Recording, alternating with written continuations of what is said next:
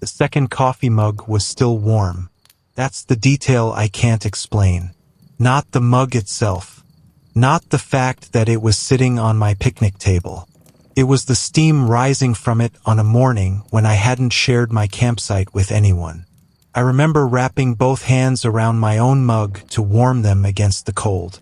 I remember making exactly 1 cup before sunrise. And I remember staring at another enamel mug, chipped around the rim, with fresh black coffee inside, slowly sending steam into the cold morning air. I left Site 9 less than 24 hours later. I haven't camped alone since. I've been camping by myself for years, not because I dislike people. I just enjoy the kind of quiet you can't find anywhere else. No traffic. No phones buzzing every few minutes. No pressure to keep talking. Just a backpack, a small fire, and enough trees that you stop noticing the rest of the world exists. I've learned plenty of lessons over the years. Keep food locked away. Never leave boots outside your tent. Don't ignore weather forecasts. But there's one lesson I learned too late. If someone who knows the woods tells you not to camp somewhere, they're usually trying to save you from something they can't explain. Black Alder Campground wasn't on any of the popular camping websites. I found it the same way I find most places. An old hiking forum where people posted forgotten campsites and quiet trails. One comment caught my attention. Great campground, usually empty. Ask for any site except number 9. There were no replies, no explanation, just that one sentence. I assumed it was someone's attempt at a joke. If anything, it made me more curious. 3 days later, I loaded my truck and drove almost 4 hours into the mountains. The campground sat at the end of a narrow road lined with towering pines. The entrance sign looked older than I expected. The paint had faded so badly that parts of the campground name had almost disappeared.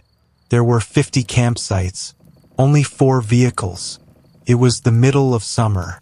That should have been my first warning. The campground office looked more like an old cabin than a ranger station. Inside, a man in his late 60s looked up from a weather radio as I walked in. "You staying one night?" "Maybe 2. He nodded and reached for a campground map. "Plenty of openings." He circled several numbers with a pen. "Take any of these." Then he paused. "Just not Site 9. I smiled. "Already reserved?"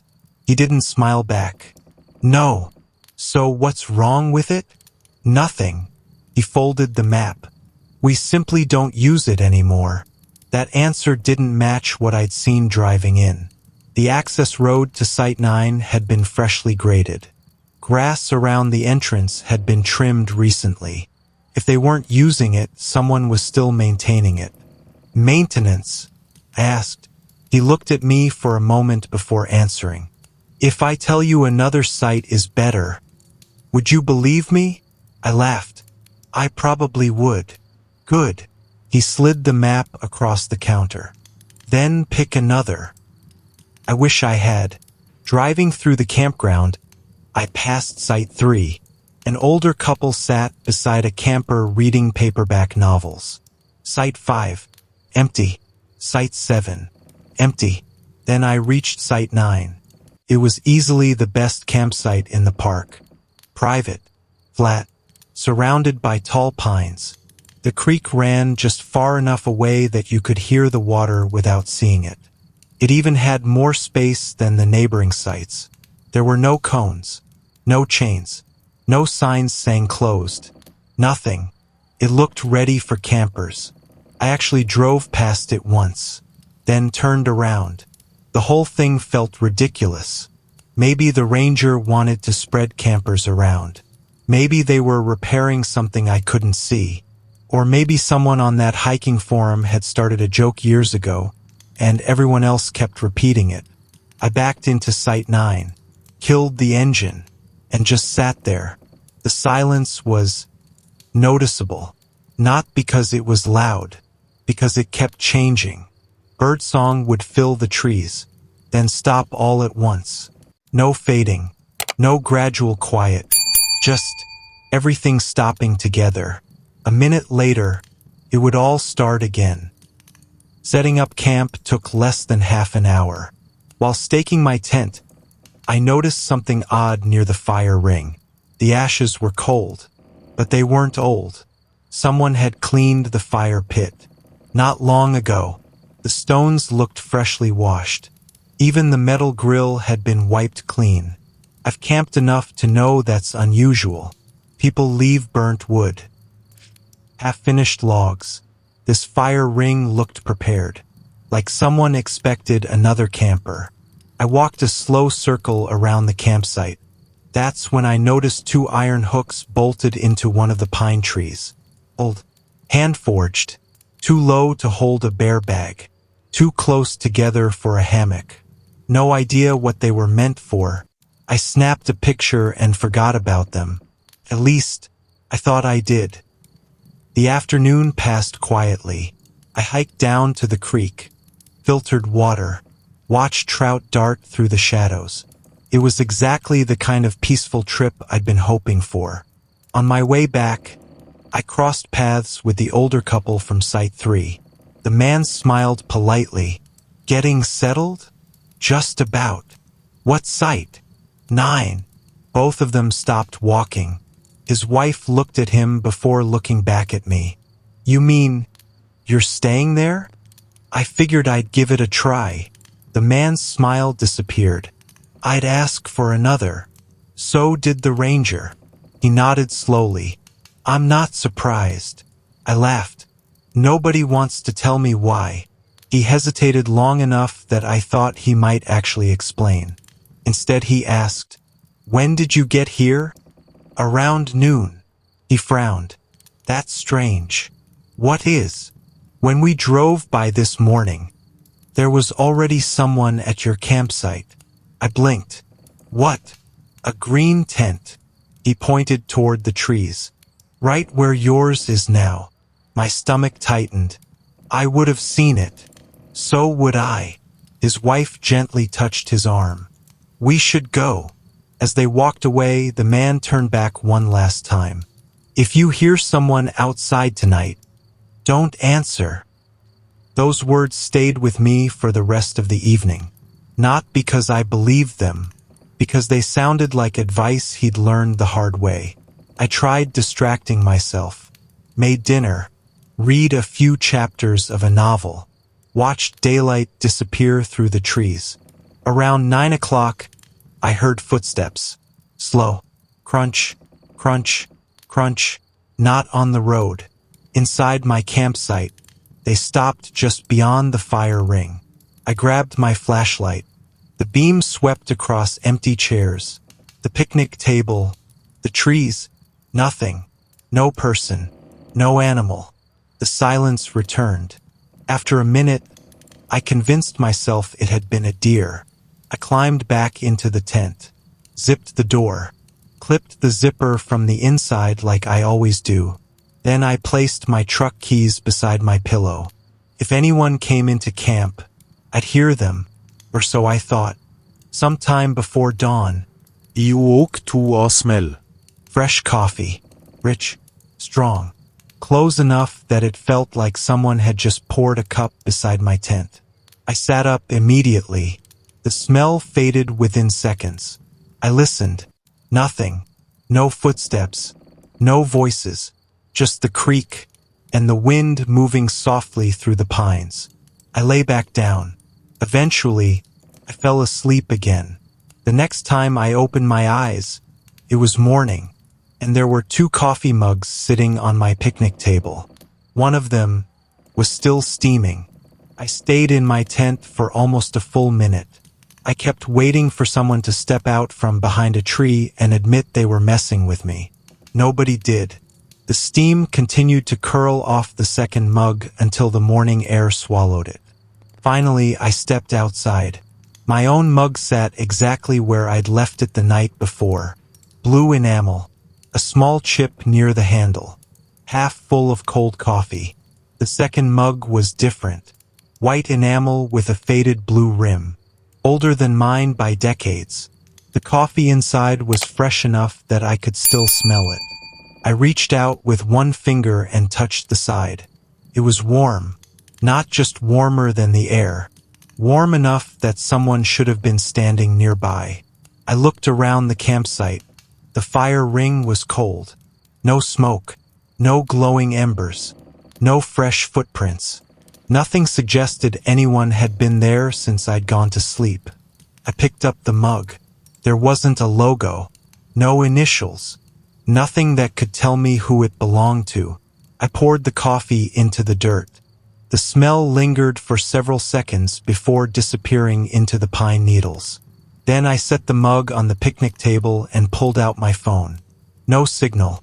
I opened the camera instead. I photographed everything. The mugs, the fire ring, my tent, the surrounding trees, every inch of Site 9. If anything changed again, I'd have proof. I drove back to the campground office. The ranger looked up as I walked in. "You stayed. I found this." I placed the mug on the counter. His eyes settled on it for a long moment. He didn't look surprised. He looked disappointed. "You should have listened. I want an explanation." "So do I." He gently pushed the mug back toward me. "Take it." "I don't want it." "You brought it." "No, I didn't." He sighed. "I know." I stared at him. "You've seen this happen before." He didn't answer directly. Instead, he asked, "Did anything else change?" The question caught me off guard. "What do you mean? Anything missing?" "No."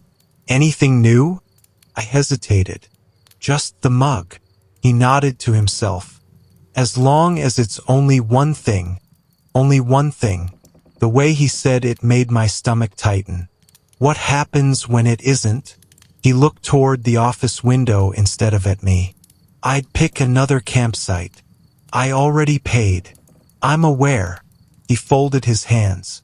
"Sometimes saving a campsite fee costs more than it's worth." That was the closest thing to a warning he'd given me. And somehow, it bothered me even more. Back at Site 9, I decided I was done guessing. If someone was sneaking into camp, I'd make it impossible. I tied thin strands of fishing line between several trees around the campsite. Nothing complicated, just enough that anyone walking through would snap them.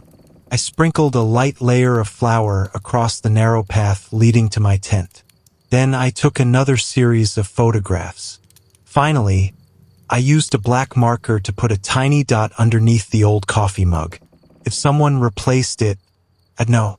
Felt ridiculous, like I was setting traps for a raccoon. But it made me feel better.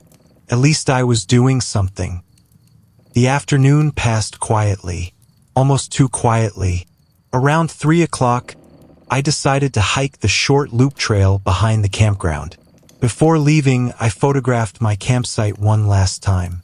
One tent, one chair, one cooler, one lantern, one backpack, everything exactly where it should be. The trail took less than 40 minutes.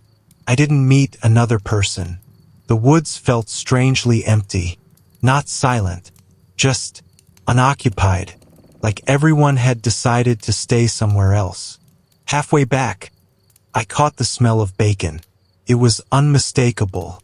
Someone was cooking nearby. I actually smiled. Finally, another camper. I followed the smell for nearly 100 yards. It vanished. No campsite. No smoke. No voices. Nothing. I stood there for a while, listening, then headed back. The first thing I checked was the fishing line.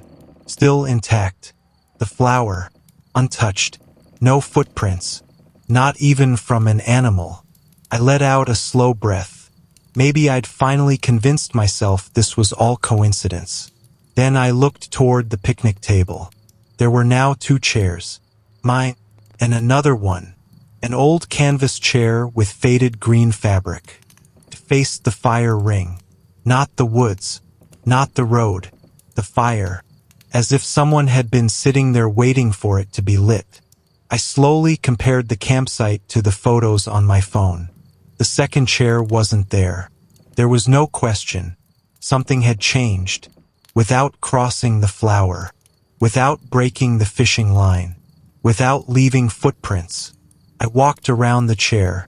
One armrest had been repaired with dark thread. The fabric smelled faintly of campfire smoke. Underneath the seat, caught in one of the metal hinges, was fresh pine sap. Someone had been using this chair. Recently, I folded it, carried it to my truck, locked it in the bed. Then I took another photograph.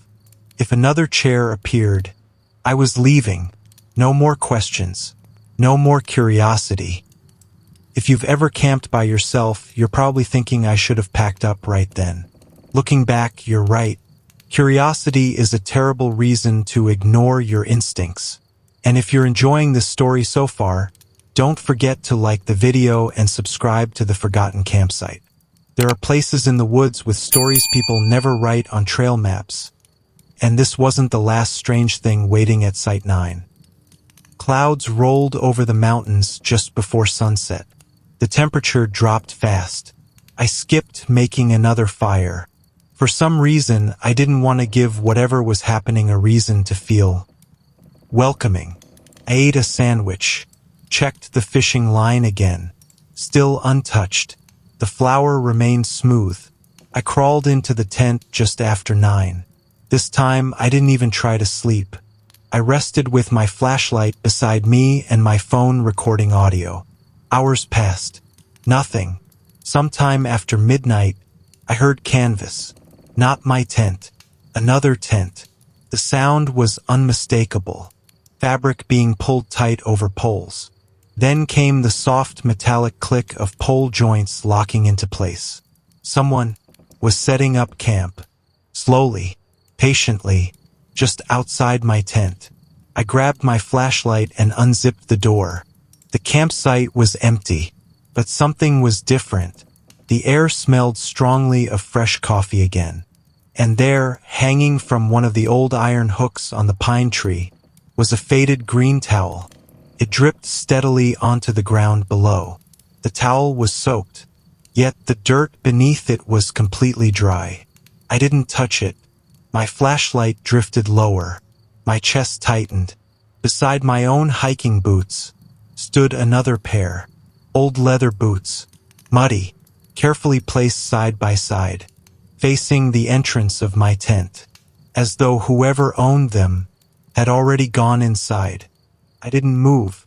The flashlight stayed fixed on those boots. Old brown leather. The laces were tied differently than mine, the way older hikers used to lace them to keep dirt out. The soles were caked with dried mud that had cracked with age. They weren't there when I went to bed. I would have seen them. I slowly backed away from the tent entrance and swept the flashlight across the campsite again. The second chair was gone. Not back in my truck. Gone from the campsite. The towel still hung from the iron hook, dripping onto ground that somehow remained dry. My breathing had become so loud that I could barely hear the forest.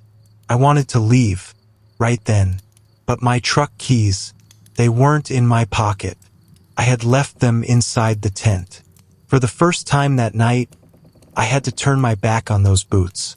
I climbed inside, grabbed the keys, and stopped. My sleeping bag wasn't alone anymore. Beside it, perfectly straight, was another sleeping bag. Old army green canvas. Rolled open. The zipper folded neatly back. The pillow slightly pressed down, as if someone had just gotten up. I didn't check it. I didn't call out. I grabbed my keys, my wallet, and my phone. Everything else could stay.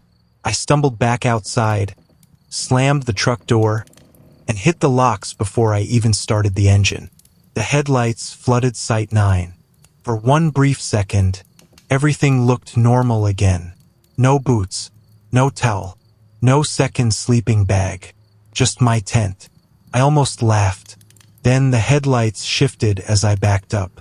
Something stood just beyond the edge of the clearing. Not a person. A tent. A faded green canvas tent. It hadn't been there a second earlier. The flap faced my campsite. I stopped breathing. The zipper, slowly, moved downward. Not fast. Not dramatically. Just enough to create a narrow opening. I never saw a hand. I never saw a face. I put the truck in reverse and left so fast that one of my tires dropped into the ditch before I reached the campground road. The ranger was already standing outside the office. He must have heard my truck. He looked at my face once and quietly said, "You saw it." I nodded. "I want to leave." "I know." He didn't ask questions. He didn't ask what I'd seen. He simply lifted the gate. As I pulled away, I looked in the mirror one last time. The office lights disappeared behind the trees. So did Site 9. I kept driving until sunrise. Only then did I stop at a roadside diner. The waitress asked if I'd been camping. I said yes. She smiled.